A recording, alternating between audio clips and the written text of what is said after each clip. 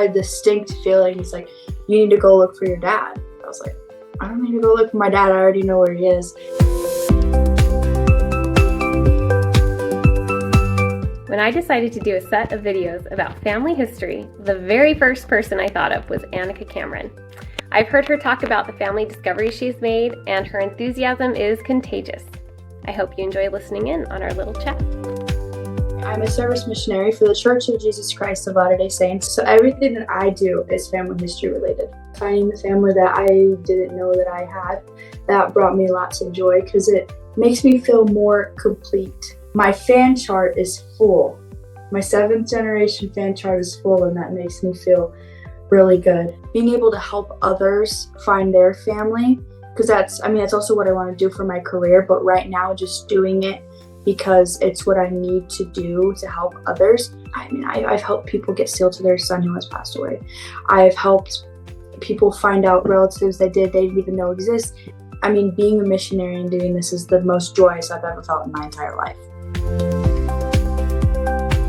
When I was like 7 years old, we were living at my dad's parents' house in Arizona.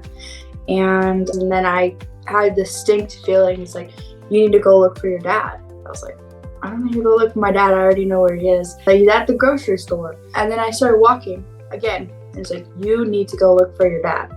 It's like, okay, fine. So I go, and then I end up walking into a room where my grandpa's at. And I was like, Grandpa, have you seen my dad? And he's like, didn't he just leave to go to the store? And I said, yes, exactly. I don't know why I felt like I need to go look for him.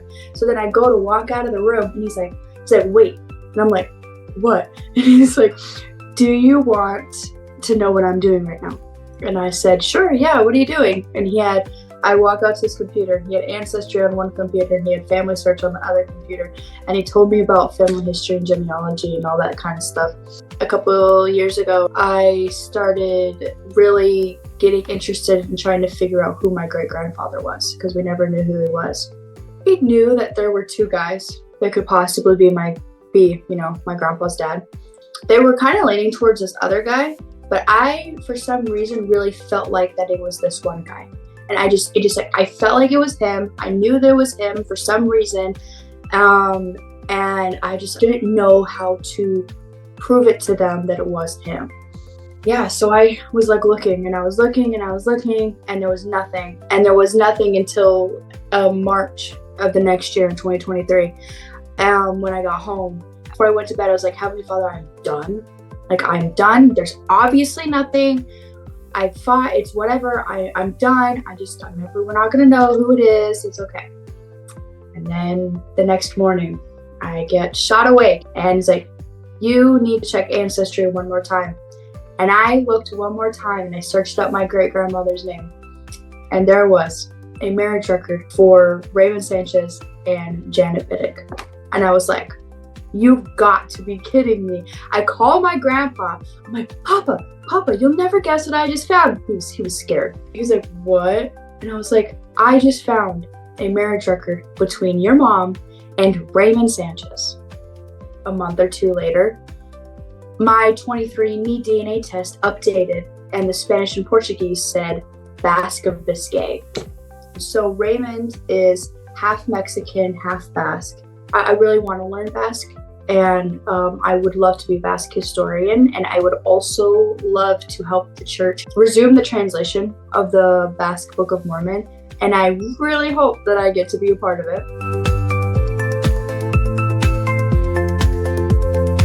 I think starting out, getting a family search account, I know there's the thing, I don't like the conjoined tray, I don't like the shared tray, I like to do everything myself. If I don't have to do the work, I don't want to have to do the work. So if you're like me, make a family search account. And also your family search account is how you're going to be able to do ordinances for people as well. So if that's something, if you want to start doing stuff for your own family and stop just using temple names, then that's another way to start doing that. Reading between the lines. When you think that there's a piece of information, if you see a piece of information, you're like, I may need that later, you're probably going to need that later. If you stumble across something, you're like, interesting. you want to save that for later. Take a picture of it.